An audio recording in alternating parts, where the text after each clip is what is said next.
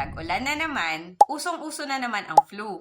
Kaya naman, nare-rekomenda na magpa-annual flu vaccine na ang lahat, lalo na ang mga dialysis patient, sa kadahilan ng it can prevent you from getting sick and its potential serious complications. Ang mga dialysis patient ay kinoconsider na immunocompromised o may mas mababang immune system na mas madaling dapuan ng sakit. Kaya naman dapat na magpabakuna upang gumawa na ang inyong katawan ng mga antibodies na dedepensa laban sa mga mikrobyo na nagkokos ng sakit tulad ng flu. At kung ikaw ay nagpabakuna na, protektado ka na, at kung tatamaan ka man ng sakit, it can reduce its severity and risk of hospitalization. Kaya kung isa rin kayong dialysis patient, magpa-flu shot na rin kayo.